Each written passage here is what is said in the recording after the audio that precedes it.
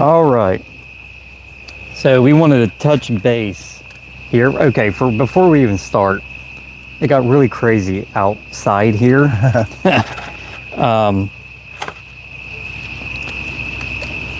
The bunch of EMS and police officers came in our little small neighborhood here, and they just did, like a house call, but really exciting stuff in a small town like this.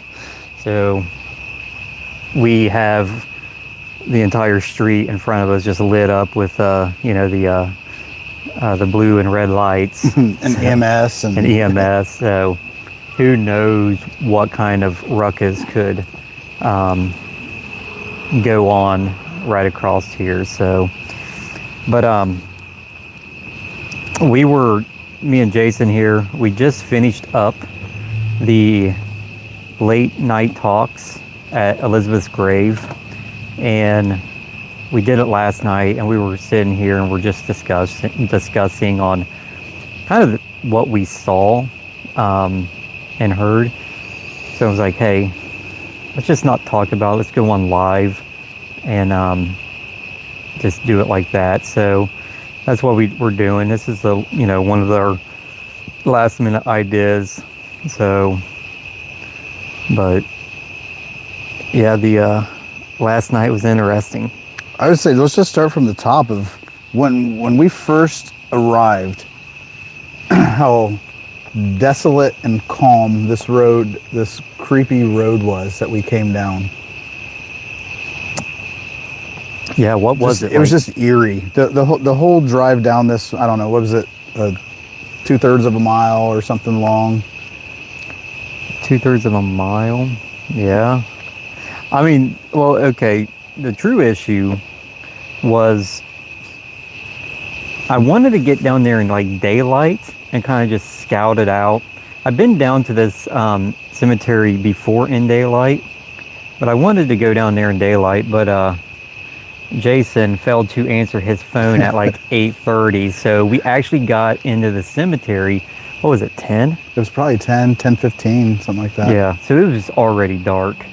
And, when you see the video, you'll see us talk about kind of the local legend, but this Elizabeth cemetery is, the legend is a woman got hung herself in the back of the cemetery, and then she still haunts the ground. So there's, it's just like almost any local legend out there. Is it real? Is it false? This one does have a little bit of merit to it. The story's been there since the 70s. When did this actually occur? When did it occur? I don't know. The cemetery was established in 1803, and her husband passed away. So, and was he even buried there? I don't even know if her husband was actually buried in this cemetery, actually. And across the street was a Presbyterian church. So that's what we know. We know that there's a cemetery and a church. We don't know if this Elizabeth even was a real person, but the story was her husband died. Her grieving, she hung herself on this tree. If you see this tree, it's a perfect hanging tree. It's a huge tree. It's a beautiful tree. Yeah, it's beautiful, and it's all the way in the back. And this cemetery is in a natural reserve. It's where the local government, the federal government, not sure, kind of just claimed the land, and they're just letting everything grow out there. And this cemetery's in the middle of it. So the back side of the cemetery takes about a 45-degree drop, about 100 feet. Drop. I didn't get to see any of it. Mm-hmm. But you investigated it with... Me and Suzanne went out there. Mm-hmm. And we walked down there, and it's really thick woods, and really thick woods. So the kind of the tree canopy won't let any of the grass grow, so there wasn't any there wasn't much grass grown at the time. So we walked down there, and I didn't see a creek or anything, but it's just really heavy woods. But anyway, when me and Jason got there, it was already dark. This tree is at the edge of that wood line. We walked down there to check out this gravestone, and right off, I mean, as soon as we get down there, you heard a deep guttural noise. I don't know if it was an It seemed like it animal went or- on for a while. I mean, Yeah. you know, when you're hearing something like that, it feels like 2-3 minutes long, or maybe longer. I mean, but in all actuality, maybe was it 15 seconds long? I know, it's just, yeah. It's hard to put a time stamp on when you're super excited or enlightened, or you know, you're already a little bit on edge because you didn't get to your spot at X time, and now we're kind of rushing to set things up, and now we have this guttural growl, Yeah. and we're looking at each other like, what is that?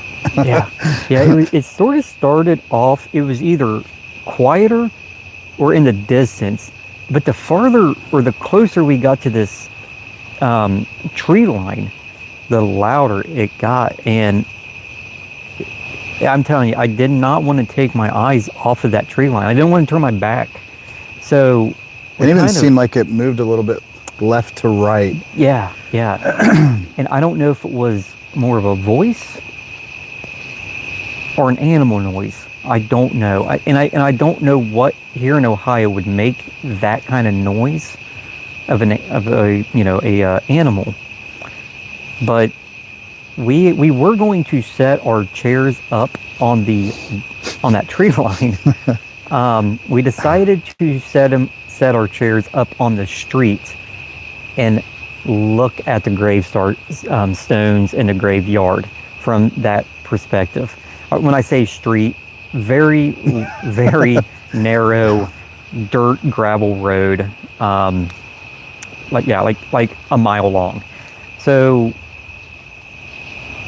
that's where we set up at, and I had to set cameras up down there. So we walked back down by this tree, by this wood line, and I was setting up a camera, and maybe I was setting up my flux too on this by this headstone, and I saw this light right at the edge of the tree line, and I tell you, I put the brakes on. Like, I stopped in my tracks, and then I saw this this black, very dark figure just kind of pass in the tree line back here.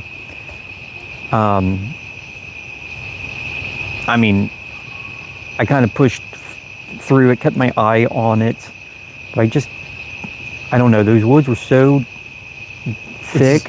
So dense. You couldn't see more than, what, 10 feet in or less? Yeah, less, I mean, yeah, it was. So something of a dark mass moving out there. And at the time, I didn't hear any crunching limbs or sticks or anything. And no real other animal sounds other than like the common tree frog sound that we always hear at every location that's outdoors. Yeah, really nothing back here like crunching around like you would maybe think a deer or anything. But so that was the start of the night. This kind of very uneasy feel, crunching noise, or not the crunching noise, but the vocal noise of the guttural sounds. Noise. That's what sets the mood for the night. So we set our backs to the road and looked through the cemetery. This cemetery, I would say about 3 acres, and it is wood lined. It's almost like a horseshoe. Yeah, it is like a horseshoe. So it's just trees and trees to the road. And then we're on a dead end. There's literally nowhere to go behind us. Yeah. Actually, it's a really bad location if there was, like, let's just say mischievousness. Jason Voorhees did exist, or Jeeper Creepers, or that type of thing, because I'm telling you, something bad could happen real quick and there's no getting away. So we're sitting there and I'm still kind of setting up, and you thought I was talking. Yeah, there was at least 3 different occasions where I asked Bruce, I'm like, are you talking to me? Because he's so far away. And when I say far away, I mean like maybe 50, 60 feet away. And I just keep hearing this talking. And he's like, nope, I'm not talking. And you have to know Bruce, or at least been around him for a minute, to know that when he's setting up, he is a heavy walker, he's got a plan, and he is moving quickly. So if he's talking to you, I mean, usually he's facing you, he's taking time out of his busy steps that he's got to get in, you know, but it's not common that you are one to walk away from somebody and talk to them. Yeah, like mumbling away. Right, Yeah, right. Yeah, so I didn't hear anything, and he thought I was talking. So that was probably within the, this is within the first 20 minutes of us setting up this stuff. So once we kind of did the intro and we sat down, I started to open up the case that Suzanne sent me of a bunch of laser lights. So we set up a grid on the backside of that tree line. Which the grid is awesome. Oh my God. It's captivating. You can't stop staring at the grid. Yeah, honestly, just at the corner of the cemetery could have been Bigfoot himself just sitting there watching us, and I was just captivated on this grid. I didn't look anywhere else. I'm just like, I couldn't keep my eyes off the grid because the grid moved really soon after I set it up. So I set it up. So it was almost like it went. Yeah, it kind of did a weird move. These laser lights isn't round, and it's got a pocket clip on it, and there's flat sides. It's not square, but there's a flat side. So it didn't just roll. Something, I don't know. That's what kind of... Yeah, there was no way for it to roll, especially with where it was setting, within the tripod. The tripod, yeah. I mean, it's on a tripod. But... I think we got a helicopter circling over here.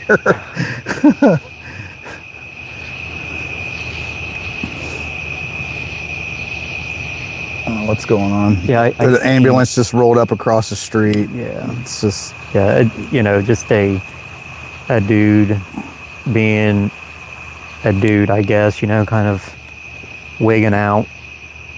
Got the entire small village of EMS here and local authorities. So,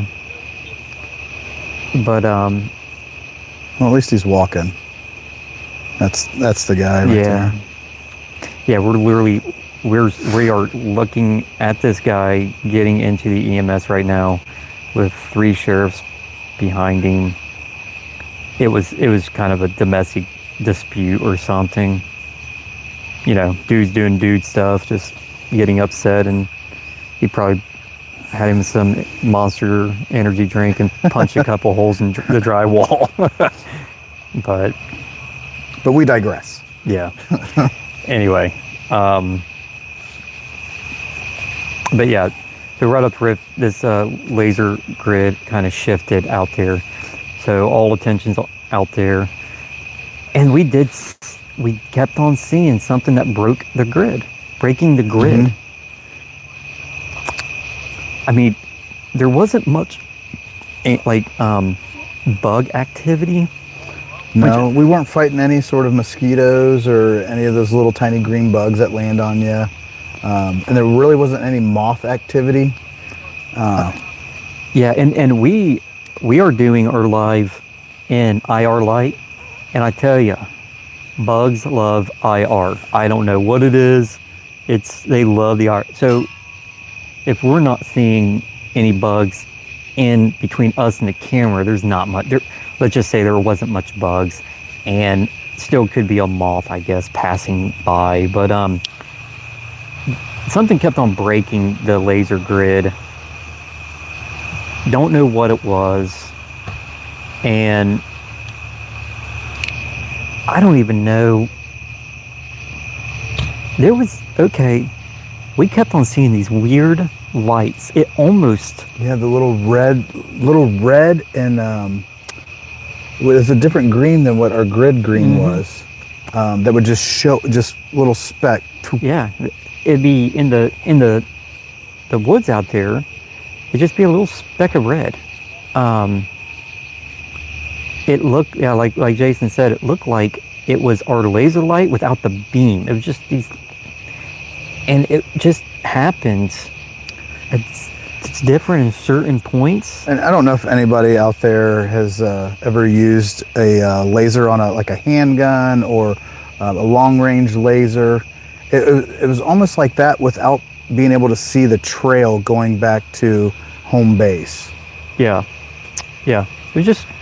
It was a light, a very, very not dim, but a solid light throughout the woods. And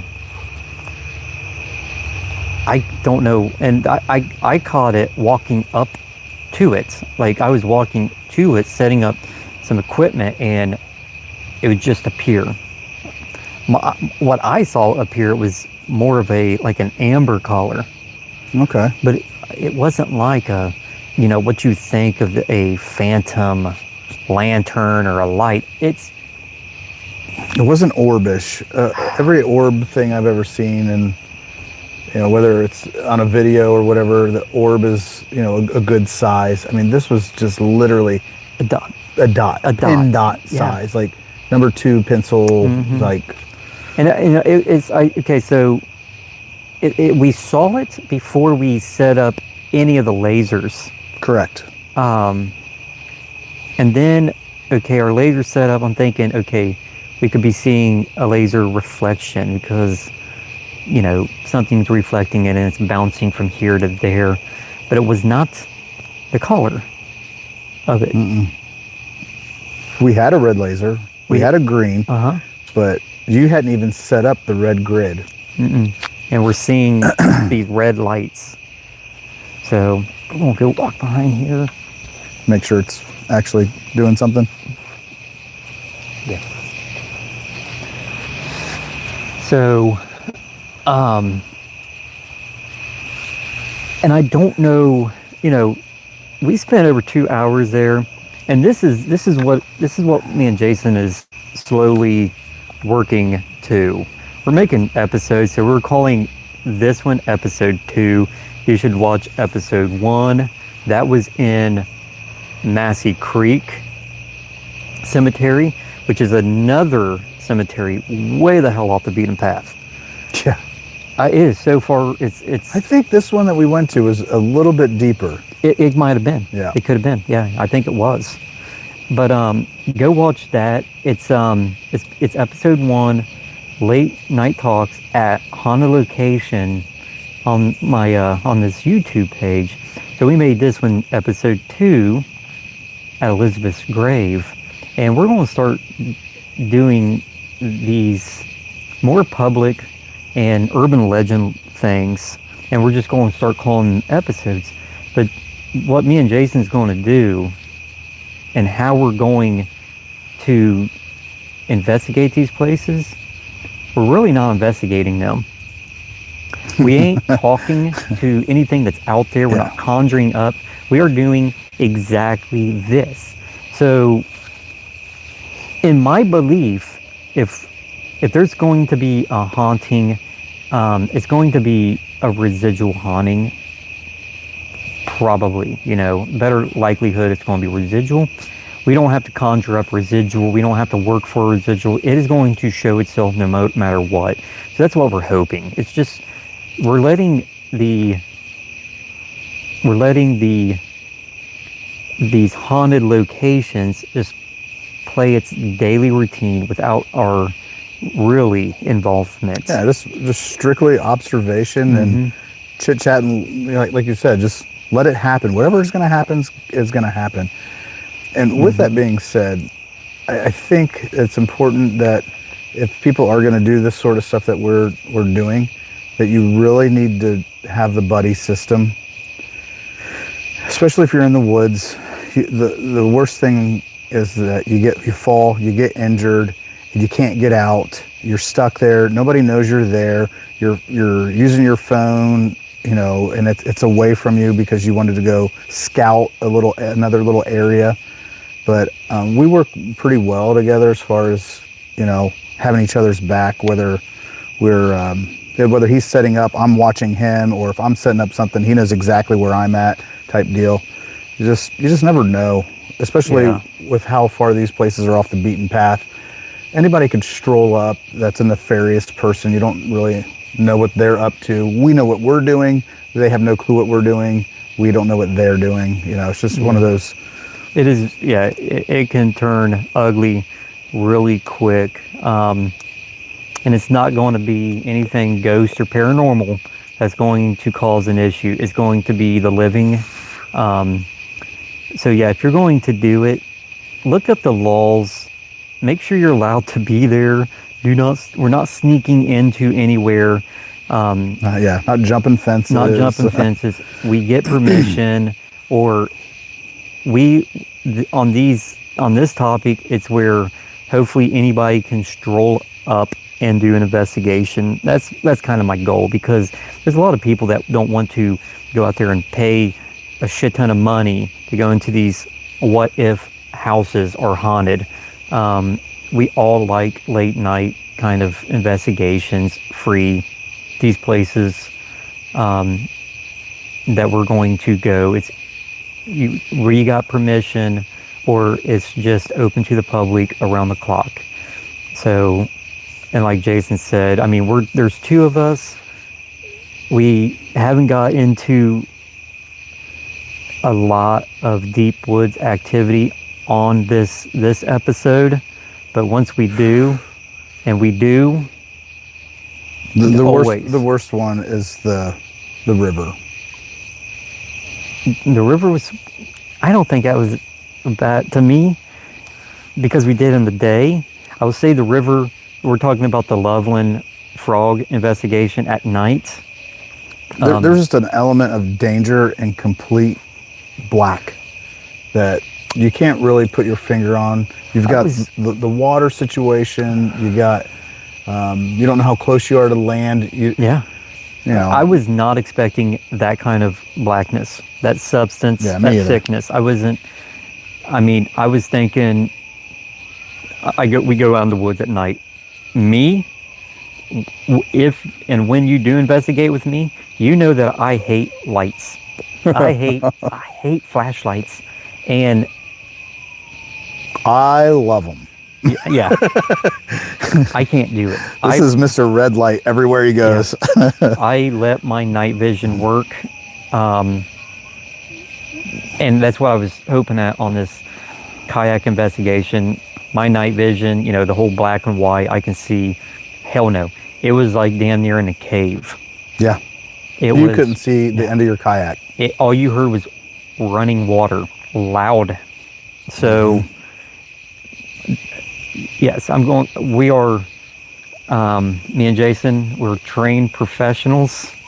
We got our CPR certifications, skydiving, spelunking. What else is there? Deep boating license. I don't have my boating license. I don't have my boating license.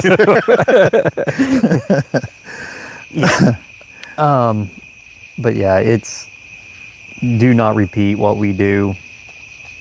We're not thrill seekers either. That's another thing. Yeah. I am not out there to have a thrilling time.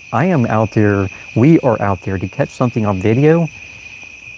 And let it be. We're not trying to capture a dog man, a frog man. No. I mean, could we handle a frog man? I mean, he sounds slippery, maybe. Doubt it. But we're not trying to, corral or wrestle anything to the ground. Yeah. Yeah, I know. But, so yeah, that's our investigating tactics. But going back to this cemetery in Elizabeth's grave.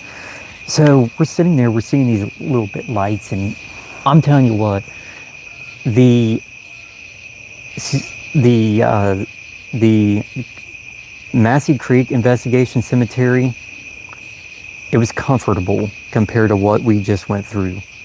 The unease in our heads on the swivel. We didn't shoot small conversation at The all. Massey one, dude, we sat there, chit chatted, pretty much just had a very chill, a good time of just, talking and, whatever. Yeah, relaxing and But out of the gate, this last one, just, and I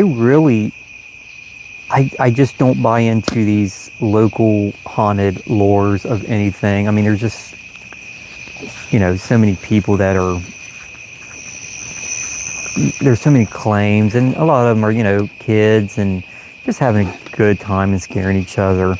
But I was expecting this Elizabeth's grave, just be that, we go there and sit down, and me and Jason, we love to relax, listen and absorb the nature, have us some cigars, and that's what we're doing on these episodes, where you're just guide talk, relaxing. We just didn't even get to that relaxation at this location.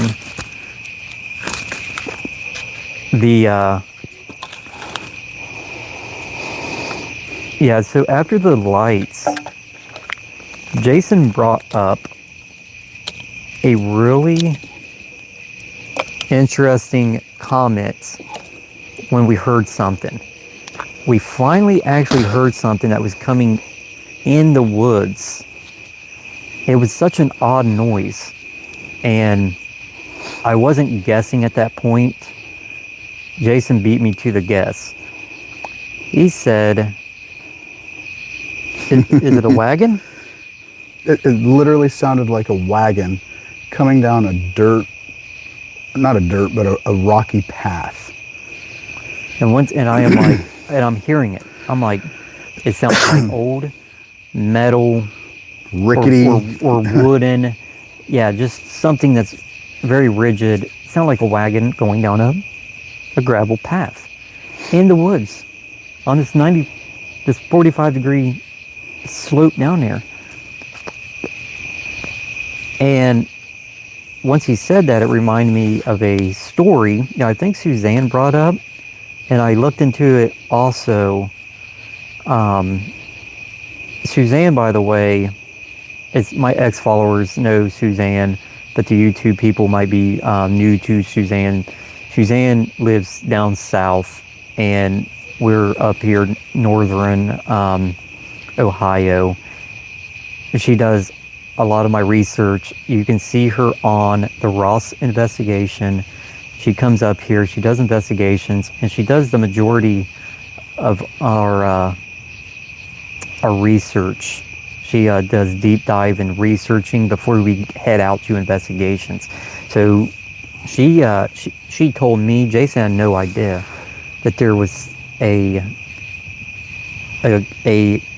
carriage incident down there over the ridge where maybe a wagon tipped over and rolled, and this wagon from the 1800s is still down there in pieces. So he said that, I'm hearing it, my wheels are turning about that story about this wagon that's down there. And then I sort of mentioned, it's like, you didn't even know, but there's a story of a overturned wagon that's back there. And the night's going on, and we're talking, and we're pretty much up like this, and did you see this? Did you see that kind of ordeal? Yeah, that was the extent of our talking. It was no like, hey, do you remember that one time? It was none of that going on. So I actually, during some time in that process, I seen this white swooping thing. That it wasn't like white like a light. It was just white like in color, in the abyss of the darkness on the trees, like by the trees. I said, I seen this, but I don't know what it is. Hopefully I have not reviewed anything. Hopefully my camera picked it up. It could have been a barn owl or an owl doing that sweeping thing, possibly. So a lot, me and Jason has learned doing investigations in woods. Owls are silent. I mean, they got big mouths, but when they fly, Yeah. you will not hear them. They're stealth. So if you're in the woods at night and you think you're seeing something that looks like a witch or some streaking, It's more than likely an owl. more likely an owl. Just keep owl in mind and kind of witch on a broomstick kind of over here, but just think more owl-like. And if you hear what you believe in the summer, like a screaming baby sound, more than likely that is a fox. A fox. Yeah, a fox can make some eerie human-like noise. Coyotes also. And surprisingly enough, there is a lot of non-bird activity at night. You think they all roost, and no. Yeah, I haven't even looked to see what kind of bird is out at night, but there's a shitload of them. There really is. Yeah. So, yeah, I see this white swooping thing. I hope I caught it on camera. And then later, towards the end of the night, we hear more like... Well, hold on. Okay, did I jump something? Did I skip something? The light activity. I don't know if any of you guys out there are sky watchers, night, stargazer types. Go outside 11, 12, 1, 2 o'clock in the morning, or at night, I mean, and just kind of observe some of this light activity. I mean, how many did we see? How many lights that would just light up the sky and then just be gone in an instant? Yeah, so, if you're a night sky watcher like we are, I mean, even I'm sitting here and my head's tilted up to the sky. Our heads are always 90 degrees up at night, me and him. You'll see what they call a satellite activity, kind of just going through the sky. I'm not buying a lot of the satellites that they're saying because they're so far high up and they don't emit its own light. I don't know. I'm a conspiracy theorist. So, but these lights, there was one big ass, like someone, like right overhead, turned a headlight on, and it moved a little bit, completely gone. It on and then off. No fading in, no fading out, and it was Pure silence. big. You'll once you see the video, you're going to hear us reacting to that. And then there was a couple of them, kind of those, orb lights that just appear and then slowly dissipate. But this one was way different. And it was right overhead of this cemetery we were sitting. Which I think a couple of those lights caused us to stand up. Oh yeah, yeah. And I think that was the initial part of what you're leading into, what made us both kind of go towards the road so that initial light that lit up, overhead to our left. Right? Yep. Yeah, that was... And then we're on edge, we're standing up, and then we hear... It sounded like something was dragging through the gravel. like a dump truck tailgate being drugged down this gravel. Yeah. That's the only way I can put it. I mean, I don't know how else to describe it. Yeah. I mean, okay, so I'm going to use my imagination. I'm going to put my noise in the time frame of haunted activity in this. This is what it sounded like also. Imagine if a wagon lost its will. Oh, perfect. I know. That's what was going through my mind. Yeah. My mind, I'm like, you were saying like, heavy, something like a I'm construction thinking like type. heavy machinery Yeah, type. I'm thinking a wagon wheel broke off and the axle was just dragging through. Yeah, that's fair. So I'm using my imagination. That is the noise that we're hearing at midnight, out of the middle of nowhere. It is coming from the road, this dirt road. But the strangest... Dirt/gravel. Yeah, the dirt scratch. The strangest thing, we're sitting. Here's the noise. Way over here in the woods, something cut loose. And I don't know if it was the same dragging noise or something toppling over. It was like, do we go there? Do we go over Yeah. here to see what this drag is? It wasn't an animal noise. It wasn't footsteps. It used my imagination. I could only imagine what a sound of a wagon rolling down An embankment. an embankment like that. That's the noise. So that stopped. We're the closest to the road. We get up and we look down the road. And the road is dirt gravel just big enough to fit a vehicle on. And there's two of the dimmest lights down this road. A football field? Maybe a little further. Yeah. But yeah, sure. 100, 150 yards? Yeah. Two of them. Okay. And I remember you looking over at me. I'm like, we got company. Yeah. So we have guns on us. So we got company. We don't want to spook anybody. We don't want to be spooked. And I'm not going to get caught in the cemetery At a dead end. and a dead end and cannot defend myself from really, a psychopath. I'm thinking the worst. Yeah. You always think the worst. So And I walk over briskly to kind of like, because I know we've got some equipment that, near our chairs that we could easily grab. So I'm like, okay, I'll just go over there, kind of make sure that we don't leave anything behind if we got to skedaddle out of here like pretty quick. yeah. So me and him are in the road looking. There's two dim headlights, what I'm calling headlights. We seriously move back to the chairs to get our equipment.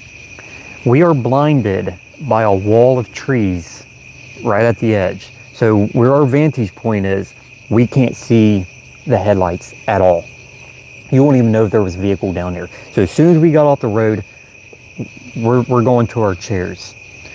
And then we seriously just turned back around and walked back to the road, and it's gone. And I love white light, so I grab my spotlight. I mean, it'll shine 300 yards pretty easily. Yeah. We light the road up with lights. There is no turnarounds, there's no pull-offs. There is nothing there. No dust. And no dust. You got to see my vehicle. My vehicle is a dust ball of running a mile down a dusty dirt road. There is no dust kicked up. So I don't even know what to make of it. I have watched just that clip. I fast forward to that clip, to that portion of clip. The odd thing about it is these lights were dim yellow, producing no true heavy beam. Like, I didn't feel like it was lighting me up at all. Right. But in the camera of the IR behind us, I would say 100 feet, you can see a sliver of lights running down that tree line. Like, whatever is casting a light is on the trees. Okay, so keep that. We walk out there, we see headlights. then you can see these lights illuminating the trees. And as soon as we get back into the grass, you can see this light on these trees dim down and go away.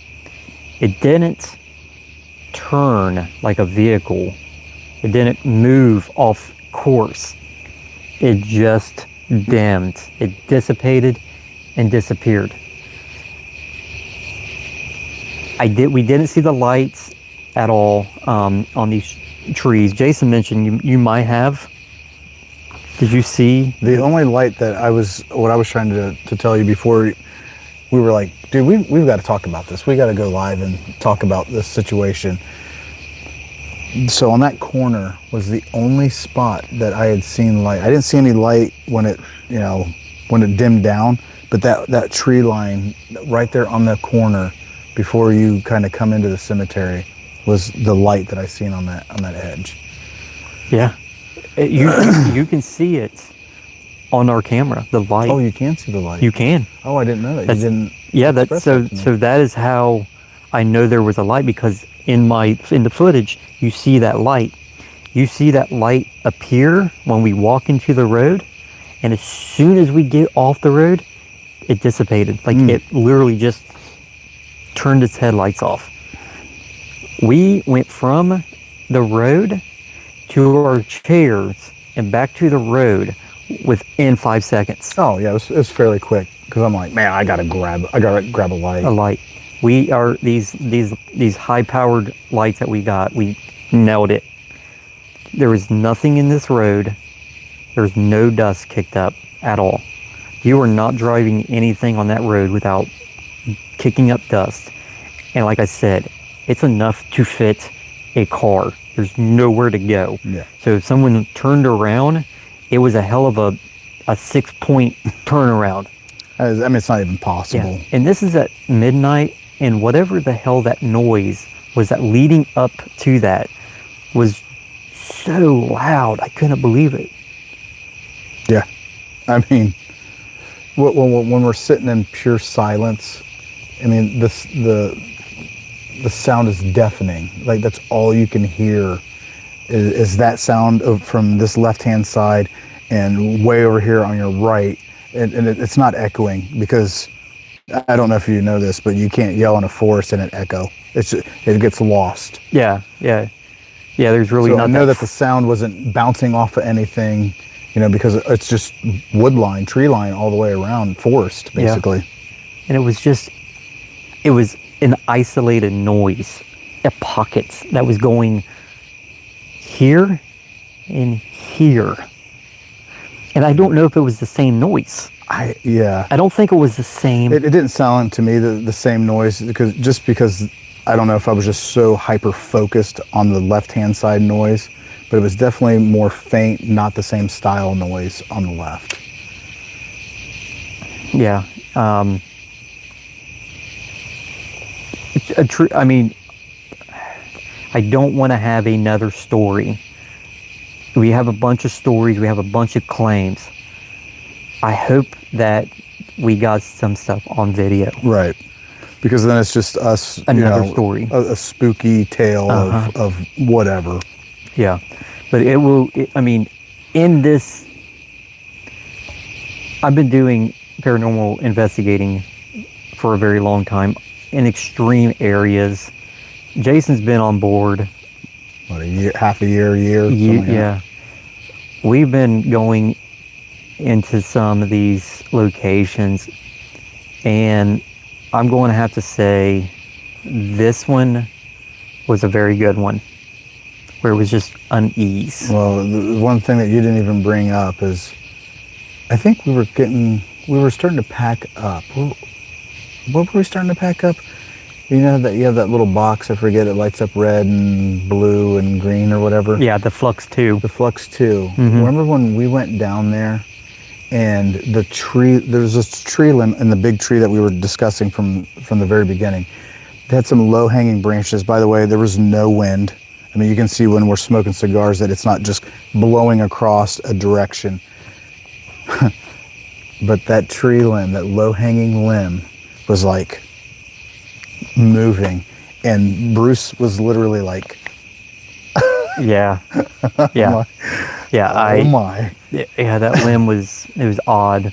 And there was another odd thing about that flux.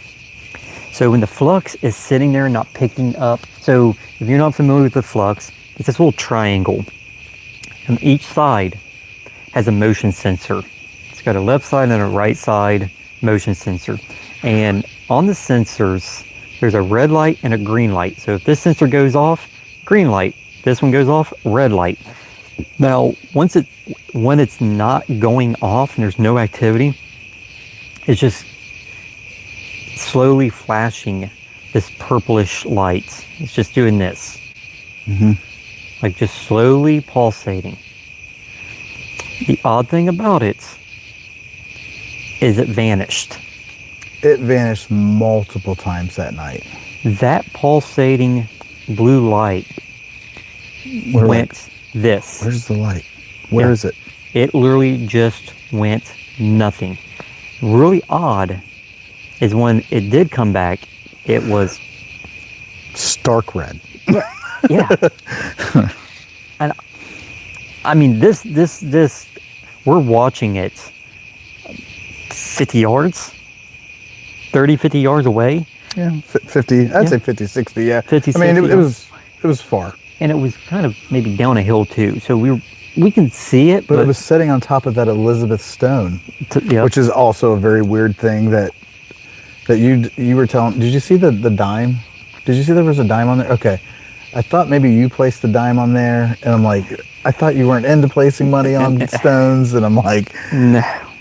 Because at that one location we went to, you got it.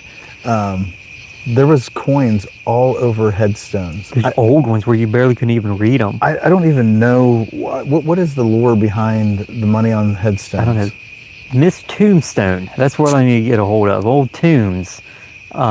She does a lot of cemetery cleanup. She would definitely know. But yeah, I don't know what they are. And so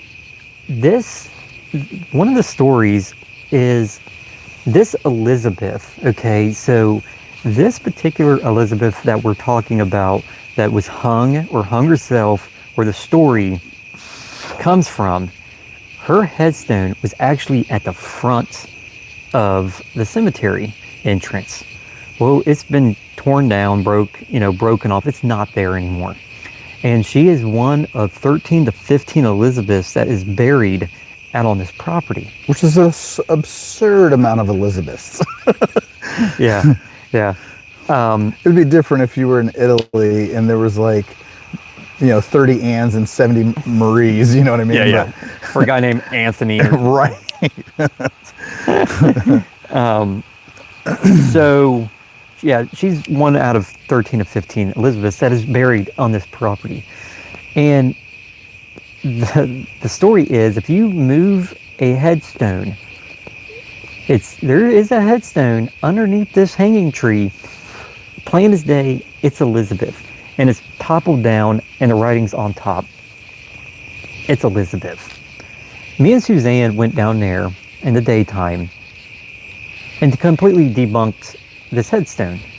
So on this Elizabeth's headstone, this Elizabeth died before her husband. So it doesn't fit. I thought that was a cat. Old Mabel. It doesn't fit the story of this Elizabeth. But this headstone is underneath the hanging tree, and people literally put trinkets and all this stuff.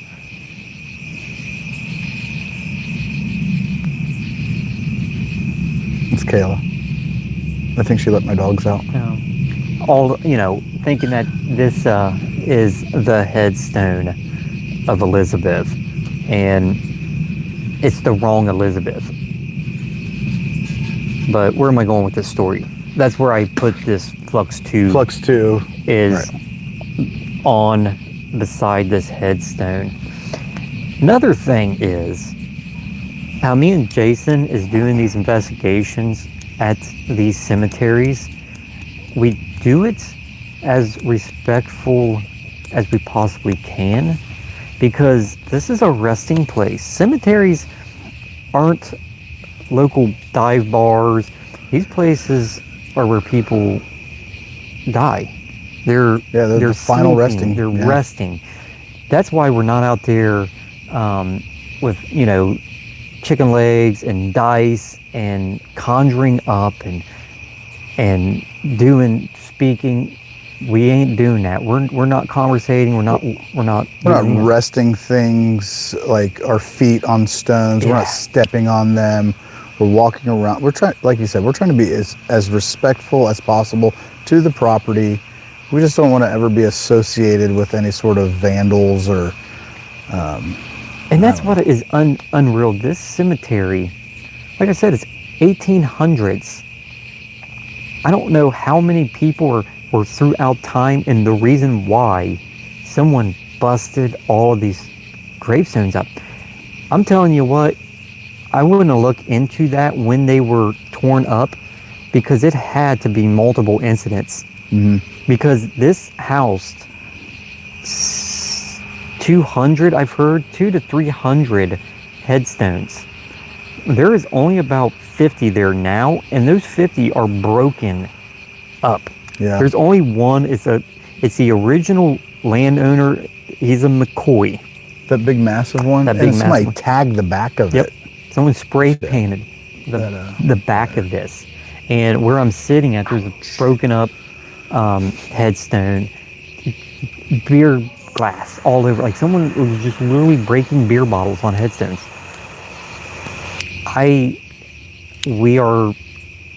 That's disgusting enough to say, we're there sitting in lawn chairs just like this, and trying to just catch residual. But, so that kind of chalked it all up on our experience there.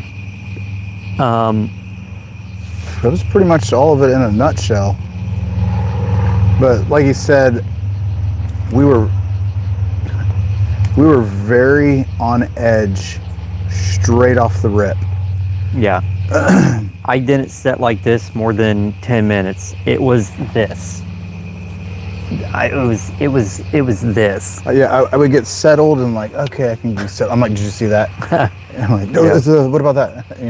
Yeah. Just over and over and over. But yeah, there is on the other side of this really thick woods, there is new topsoil being dumped. It looks like there's going to be a housing development that is going to pop up about, half an acre down the road. So, But we didn't even bring up the homes when we left. All the houses with the lights on, just in this little, I wouldn't call it a town or even a village. That's that small amount of homes, but it was like everybody had their lights on, and there was no movement. Their blinds are all open. It wasn't like we were peeping, but we were just driving, and I'm like, dude, what's with all the lights? yeah. So yeah, this is on like a really thin dirt road, and in the mouth of turning onto this dirt road, they have leveled a lot of trees, and there's a lot of bare grass, and there's about less than a dozen homes that I thought originally they were just cookie cutter homes that was being built over there. But there's a barn dominium. Yeah, but there's also, when we first turned in, it looked like there was a couple of like, almost like double wides or modular homes. Such a weird, yeah. So what it is you go on a dead end and you think that's your stop, but then the road goes this way and it becomes a canopy of trees. Yeah. You take that for a solid mile, and then you get to the grave. Oh shoot. The car, when we first got on the road. Okay, so we make our right. It was a right, correct? We were making a right, and there was maybe like a traverse or something coming down the road. Yeah. That was the very first thing that we were like, why is this guy up our ass so hard? Yeah, so we turned on this dirt road, and his car is literally up our ass. I'm like, oh, great.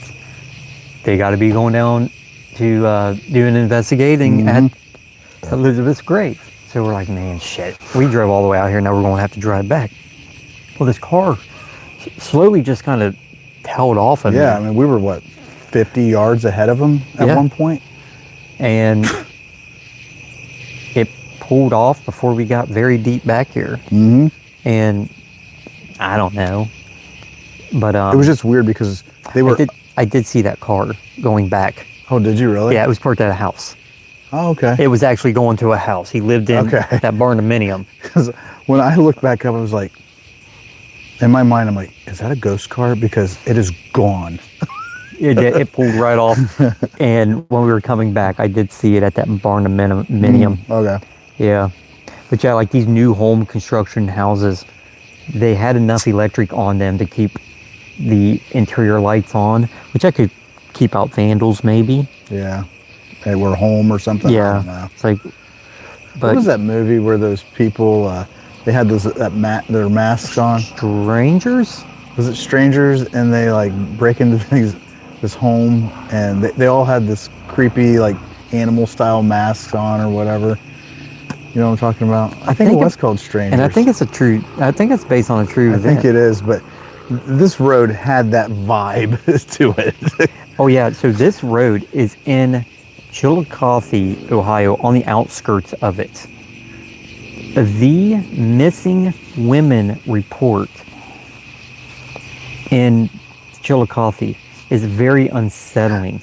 You know, more than one missing is unsettling.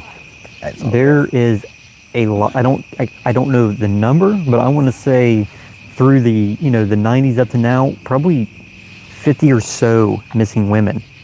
And I don't know if they're completely missing or they found bodies, but Chillicothe has it's a prison. It's a pretty big prison. And Chillicothe's known for a very rich history. Old. It was it's a river town basically. Scioto. Was it Scioto? Yeah. But it was once the capital. Oh, really? I don't think of just Ohio. I think of like the Union State, maybe. I'm not sure. Yeah, me neither. But yeah, it held very high significance in history. And it's known for the Grass Man, which is sort of like a Bigfoot. It dates back a long time ago, this Chillicothe kind of Grass Man. And the Adena mound builders, a lot of native activity happened there, and giant skeletons remains in some newspapers. So the whole eeriness is back there. Goes on. But we are going to, I have a big investigation coming up Saturday. I'm going to work on the video and drop it, so keep an eye on episode 2 of Late Talks. You're going to be on your own. Haunted Hocations. I don't know who's going. I don't. Jason's not a part of my team. He's Jason. I'm going to Snow Hill Country Club down south in the Wilmington region. This place was built in the 1800s, and it's a very low-key place, haunted reputation. But I've known some older investigators that has investigated in the 90s, and their stance on this place is it's the most active place they've ever been at. So I got that for the night, and it's going to be,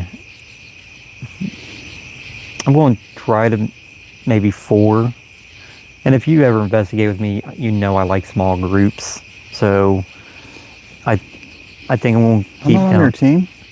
No, you're Jason. Oh, We're I one. like the outdoor. I like the outdoor.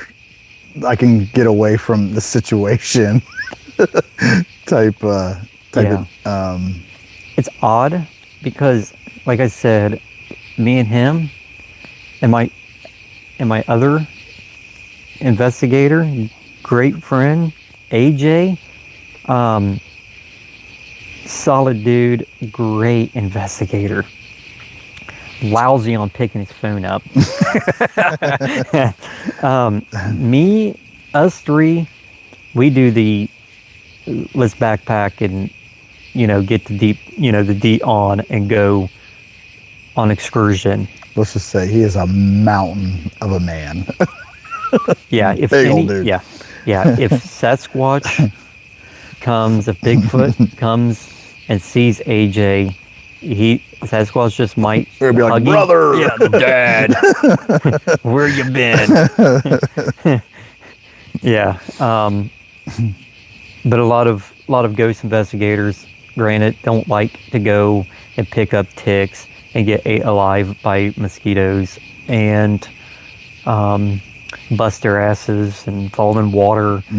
So Shoes soaking wet. oh, shoes Remember soaking we wet. walked through grass that last time with AJ? Our pant legs were wet up to our Oh knees. my gosh. So yeah, me and the three does that. I got a couple of the females that are down to do some of it, but I keep the indoor air conditioner, heating, electricity for another group of mine. So that's what we're doing. It's a snow hill. So let's just cross our fingers that that activity is going to be active, more like to say. Yeah. And then Because I thoroughly enjoy watching the videos that you produce of these homes. Like, I want to do it, I just can't. There's this. so what Jason's I can't is he's not afraid of anything. He thinks it's not good to talk to the unliving That's correct. in a true biblical belief, religion, and just an ethics thing also. Like there's tragedy. I don't want to feed off of someone else's tragedy. There's a fine line of, going into, a family that got cut up with an axe and bothering the shit out of them. Yeah. And I mean, I'm not saying not to. I'm just saying it gets you thinking.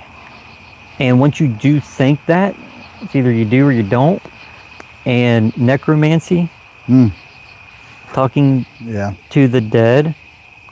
The last thing I really want to do is accidentally invite something in when I have such strong belief about not participating in necromancy or like I don't like to be around when some of his, at one of his locations that he went to, or that we visited multiple times, where they were asking questions, just blanketed questions out in the open, and I'm just like, that's not me. Yeah, I'll do it. You do it in a heartbeat. Yeah. I'm just like, it's not my thing. And it's really odd because how I try to talk to the dead. I'm not trying to get them to.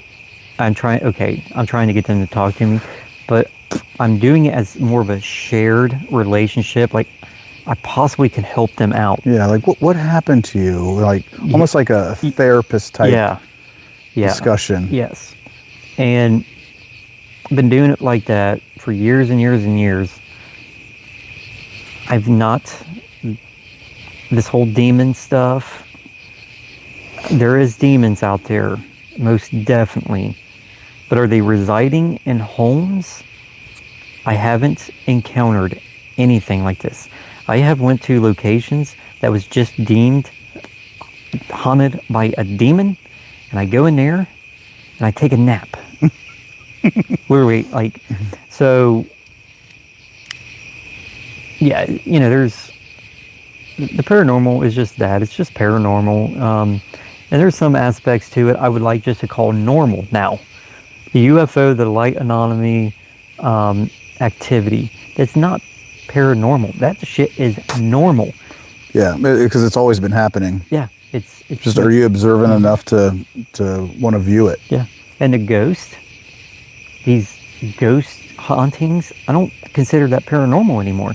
That's a normal event that takes place in certain places. And sometimes it's every single night. Mm-hmm. Yep. And the outdoor portion, I just like to observe it. Yeah, I mean, Bigfoot, the cryptids, that's more, there's some paranormal, there is some not normal shit activity. Yeah. A frogman. Yeah. Like, oh, well, I see that 3 times a day.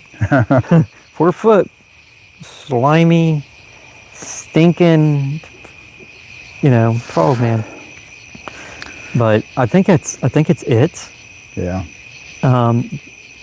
Stay tuned, because we're going to keep on feeding you guys some really cool investigations, and I think they're going to get better and better and better. I'm going to tell you, the one I'm excited about is the Mothman one. We have dreams just like anybody out there, but I think our dream is going to come to a reality at some point. We are going to go on a boat on top of where Silver Bridge fell and do a ghost investigation, maybe just like we do on just residual energy, and not trying to conjure up anything. I know. I feel like we're going to capture. If the law of averages is that we're going to film something eventually. Yeah. This year, who knows? In 5 years, I don't know. But the law of averages say that we are going to catch something on video. It's undisputable. Correct. I don't think we can. I think it's always going to be disputable. Yeah. Every video that we've ever seen of like a Bigfoot is like shaky, sketchy. It's, 600 clicks that way or something, something. If it's not shaky and grainy, if it is like in 4K, you know what they say? AI. AI. Yep, exactly. Yeah. Mm-hmm. So,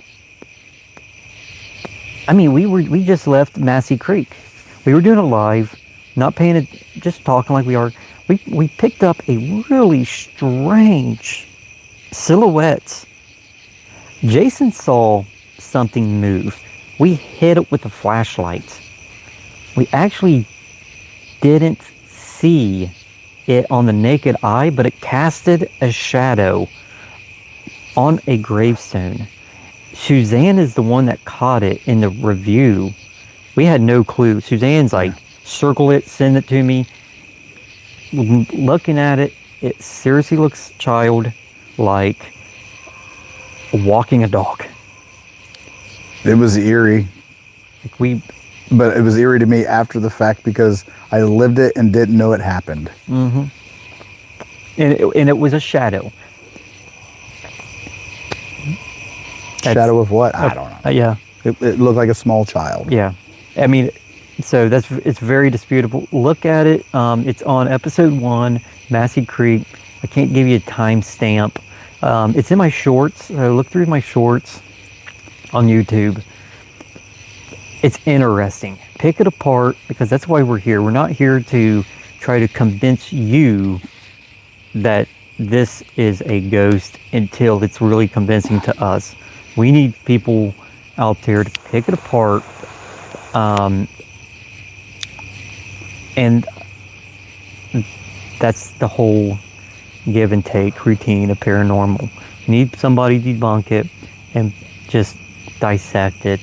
So We're going to try to do maybe more of these after the yes, investigation or after the observation or whatever you guys want to call it. it's just like a closing to the last investigation, because you'll see the videos, then it's like, And what was your experience? Well, this is what these lives are going to be. It's going to be true talk about how we felt, what we seen before or after the video hits. So Yeah. it's our perspective on what went on that night. So I think that chalks it up. Yeah. Thanks for tuning in. Yeah, absolutely. Thank you for tuning in. Follow me on all social media. I love the X platform. I'm on X. You can find me there at Bruce's Paranormal and Coffee, at Bruce's Conspiracy. Of course, you can find me here on YouTube. Then TikTok, Bruce's Paranormal and Coffee, and Instagram, Bruce's Paranormal and Coffee. And I also have a Facebook, and that is under my team name, actually. The Paranormal Brew? Nope. It's not under... I don't think I follow you. You probably don't. It is... It's a big one.